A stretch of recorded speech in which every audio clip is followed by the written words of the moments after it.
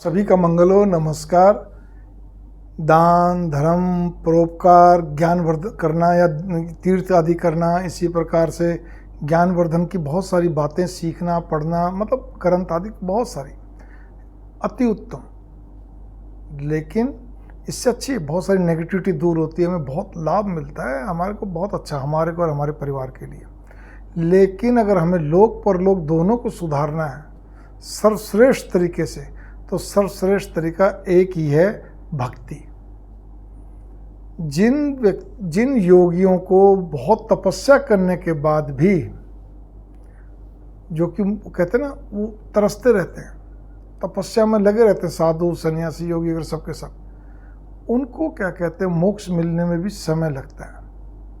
उनको एक कहने का अर्थ ये है कि उनको कई जन्म लेने पड़ते हैं, कई सिस्टम में गुजरना पड़ता है। श्रीमद् भागवत महापुराण के हिसाब से बात कर रहा हूँ मैं आपसे। मैं मेरे मन से कुछ नहीं कर रहा, जिसको मैं समझ रहा हूँ।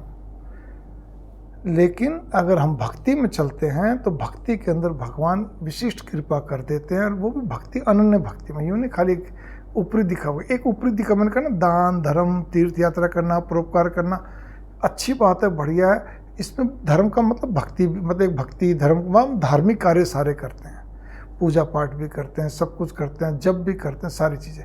लेकिन भक्ति जब विशेष भक्ति होती है, अनन्य भक्ति भाव से जपा जब हम लगातार करते चलते हैं, हमारा अभ्यास बन जाता, तो हमारा हम बात भी कर रहे हैं, काम भी कर रहे हैं, हमारा रोम रोम उसका अभ्यास, मतलब वो बोलता जा रहा है, करता जा, आपको खुद को महसूस होगा।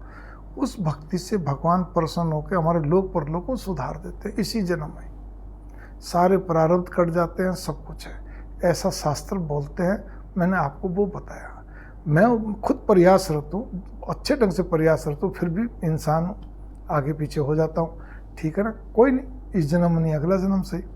आस्था बहुत बड़ी चीज़ है, विश्वास बहुत बड़ी चीज़। भगवान पर आस्था रखते हुए अपने स्वयं पे विश्वास है तो बहुत अच्छा है। बस मैं इतना ही कहना चाहूँगा। इसका भावार्थ को आप ज़्यादा लीजिएगा, क्योंकि श्रीमद् भागवत महापुराण में ऐसा ही निर्देश दिया गया था, ऐसा ही लिखा गया था। महाराज सुखदेव जी ने ऐसा ही राजा परीक्षित जी को बताया, तो वही मैंने आपको बताया। डोंगरे जी की इतनी सरल परिभाषा का तो कमाल ही है। सबको नमन, मंगल कामना।